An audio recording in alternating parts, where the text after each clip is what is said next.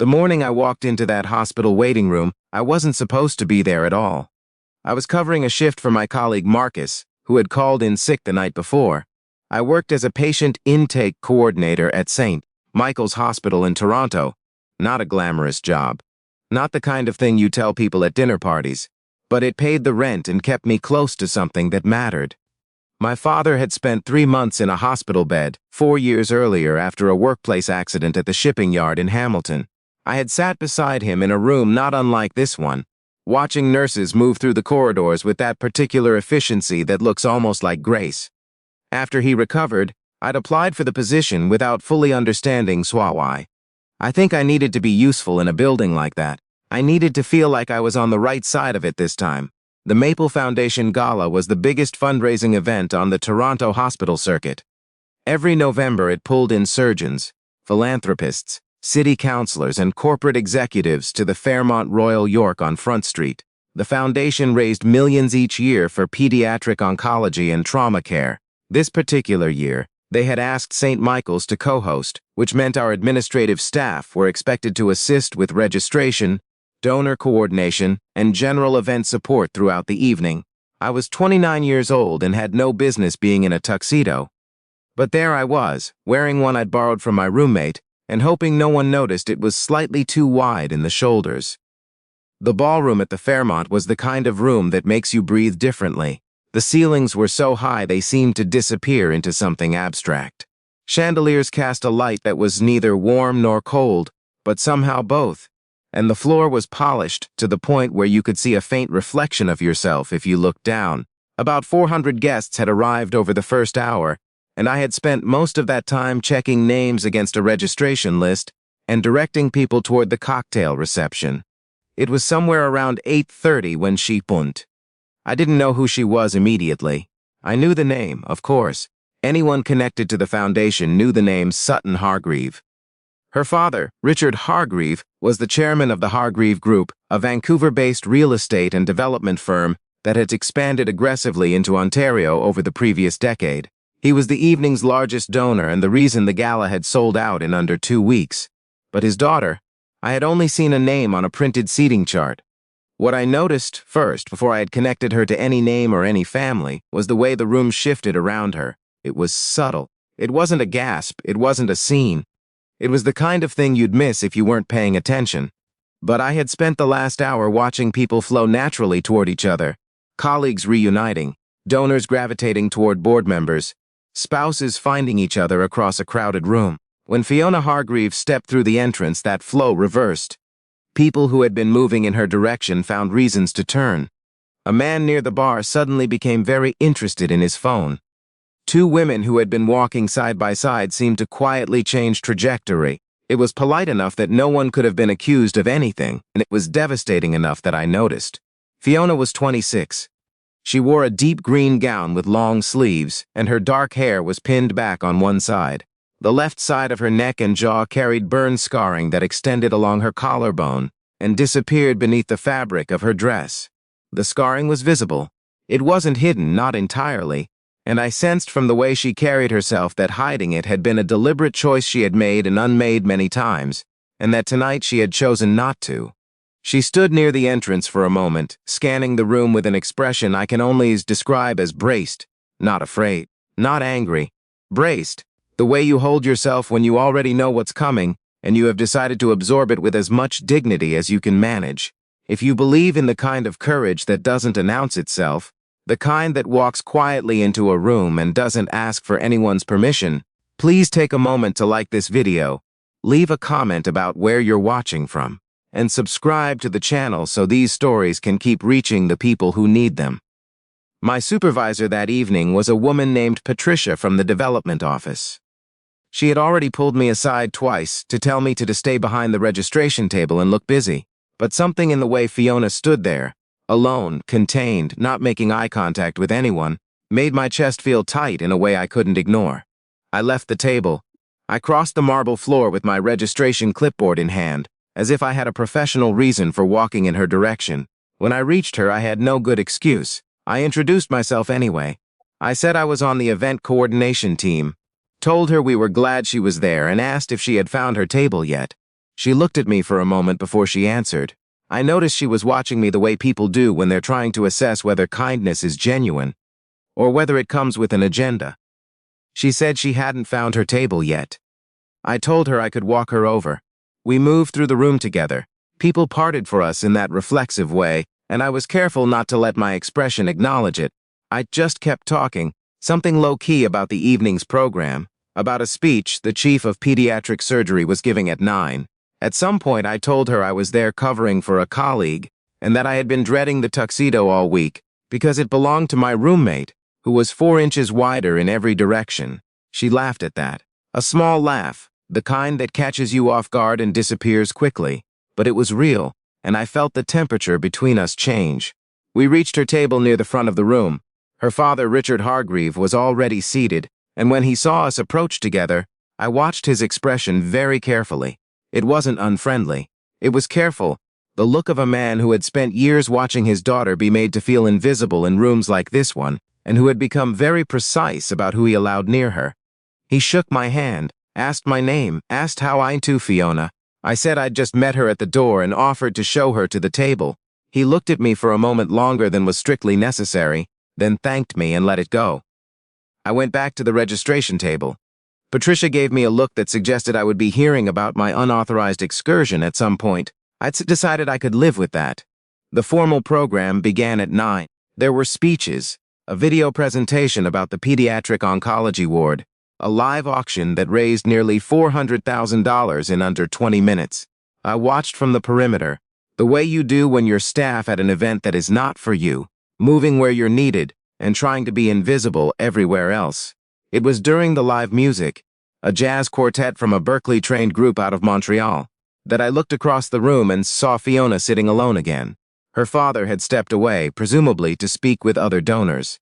The seats around her were occupied but angled away, those polite angles that people don't even realize they're doing. She had a glass of sparkling water in front of her, and she was looking at the musicians with the fixed attention of someone who is pretending very hard to be somewhere else. I set down my clipboard. I walked back across the ballroom floor and stopped beside her table. I asked her if she'd like to dance. The words came out before I had properly thought them through. I was not a particularly good dancer. I had attended exactly one formal dance in my life and had spent most of it standing near the punch table. But the question had already happened, and I didn't take it back. She turned to look at me, and this time the assessment in her eyes was different. She seemed to be asking herself something she hadn't expected to have to ask tonight. Then she stood up. We walked out onto the edge of the dance floor together. A few couples glanced over. I caught the eye of one of the junior board members, a man named Blake whose last name I didn't know, and his expression was the particular kind of surprise that doesn't know what to do with itself. I didn't hold his gaze. I turned back to Fiona. She placed her hand on my shoulder. I put mine on her waist. We weren't good at this together, and neither of us pretended we were. But we moved in something that approximated rhythm, and close up, away from the weight of the room. She exhaled slowly, and I felt some of the careful tension leave her posture. She told me she almost hadn't come tonight. I said I understood that without pressing her on it. She said she'd done something like this once, attended a function alone after everything happened, and that it had gone badly enough that she had spent 2 years avoiding events entirely. Tonight was supposed to be a quiet re-entry. Just dinner, just supporting her father's work, just a few hours and then back to her apartment on St. Clair. I asked what had happened 2 years ago. I didn't ask the other question, about the scars, about where they had come from, because that wasn't mine to ask yet. She was quiet for a moment. Then she told me that 2 years ago she had attended a professional conference, a legal industry event, because she was a corporate lawyer at a firm in downtown Toronto. She had been dressed well, she had been prepared, and within the first hour she had overheard 2 colleagues in the hallway outside the conference room. They were not whispering. They said enough that she excused herself before the keynote and drove home, and did not return calls for 3 days. I didn't say anything for a moment because I couldn't find words that weren't inadequate. Then I told her that those men had revealed something precise and irreversible about themselves, and that the precise and irreversible thing was that they were small. I said it quietly, not as a comfort exactly, as a fact. She looked at me then in a way she hadn't yet. The music softened into its final bars. We had stopped moving in any meaningful choreographic sense, but we were still standing together on the floor, and neither of us was in a hurry. Her fingers, which had been light on my shoulder, tightened briefly. Like a sentence being finished, she said, "I don't know your last name." I told her. "Callum Rafferty." She said it once to herself quietly, as if filing it somewhere. Then she said, "I'm not going to forget tonight." She didn't explain what she meant by that. She didn't have to. I understood that she wasn't referring to anything romantic.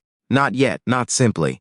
She meant the room, the floor, the fact that someone had crossed it without calculation. She meant the specific rarity of being treated like someone who belongs in a space rather than someone being accommodated within it. Applause moved through the room at the end of the set. We stepped back from the floor, and I noticed that a few guests had shifted. 3 people who had spent the last hour moving obliquely around Fiona's table were now standing closer. One of the women from the board, a woman I recognized from the foundation's website, approached Fiona directly and introduced herself. I watched Fiona respond with a composure that must have cost her something, because I had been close enough in the last few minutes to understand that composure did not come free for her that evening. I thought that was the end of my part in it. I was wrong. 2 mornings later, I received a message through the hospital's internal contact directory from someone named Richard Hargreave.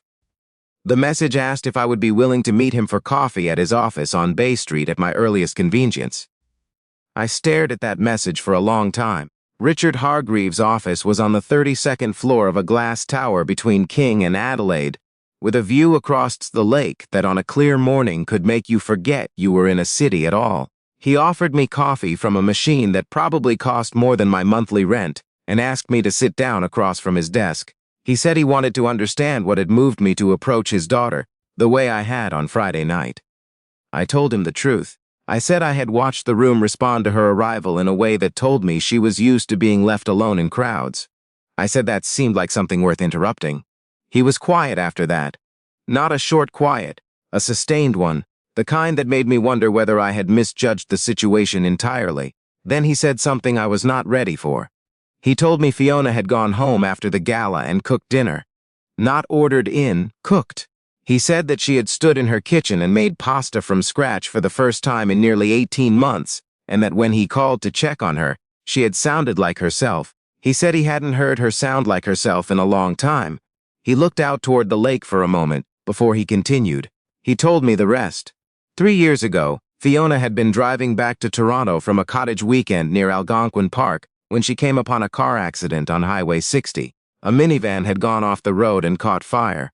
There were 2 children inside. Fiona had pulled over and gone back, and she had gotten both children out, a 7-year-old girl and her 4-year-old brother, before the fuel tank ignited. The explosion left Fiona with burns across the left side of her neck, jaw, and collarbone, and a shattered left elbow that required 3 surgeries over the following year.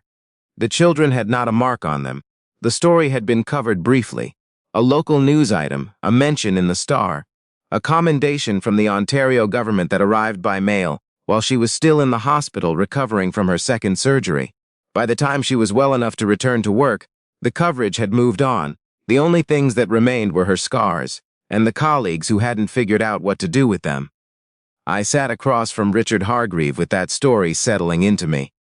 He said he wasn't offering me a job because I was impressive professionally. He said he was reaching out because his daughter, for reasons neither of them fully understood yet, had told him that the night at the Fairmont had been the first time in 3 years she had felt like a person in a room, rather than a condition to be managed. He said that meant something to him that he found difficult to quantify.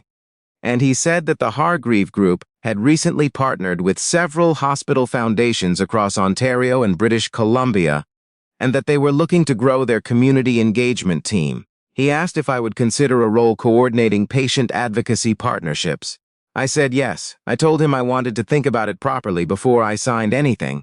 I am a maritimer by birth, and we are constitutionally incapable of appearing too eager, but that my answer was yes. Over the following months, my work shifted in ways I hadn't expected. The patient advocacy role was more textured than the title suggested. I spent time with families in waiting rooms, the same kind of waiting room where I had once sat beside my father. I coordinated visits between recovered trauma patients and hospital staff. I helped build a scholarship program for the children of first responders. something Richard had been trying to formalize for years, but had never found the right person to anchor. Fiona began appearing at the office occasionally. Not as a condition of anything, she had her own work, her own life, and she had not returned to active practice at the law firm, but was doing independent consulting from her apartment. She appeared because the foundation work interested her, and because, I think, the building had become somewhere she didn't feel braced. She attended a donor meeting in February and said nothing for the first 40 minutes. Then, at a moment when the conversation had stalled on a point about grant eligibility for burn recovery programs, she spoke up with a clarity and precision that visibly recalibrated the room. I was sitting across the table from her. Afterward, in the elevator, she said, "I used to be good at meetings." I said, "You still are." She made a face that suggested she knew I was right but wasn't ready to agree out loud. It wasn't smooth or linear. There were setbacks that's from varying distances. A photograph from the accident appeared in a feature article that winter. A journalist had found the original incident report and written a longer piece about highway safety and emergency response in Ontario.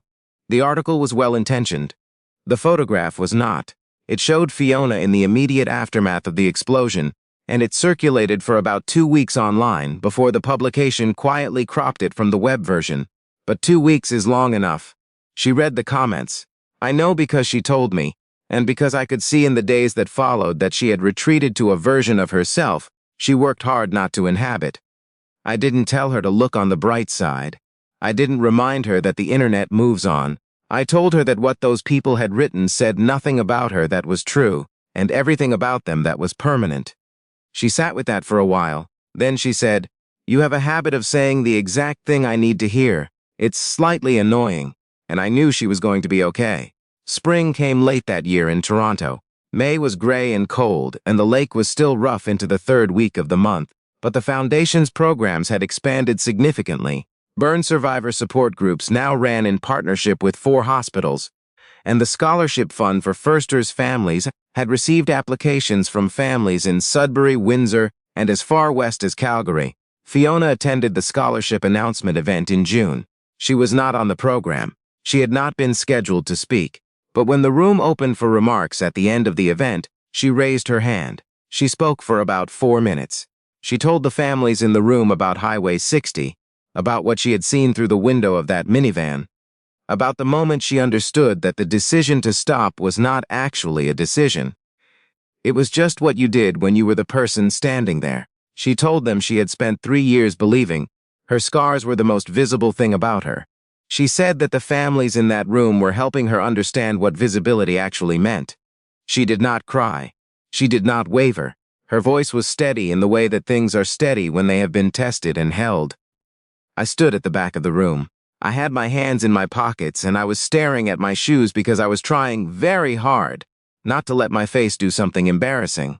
Somewhere in the middle of late summer and early fall, between hospital visits and foundation planning meetings, and one memorable afternoon where we got caught in a rainstorm on Queen Street West and took shelter in the same bookshop doorway for 45 minutes, talking about almost nothing at all.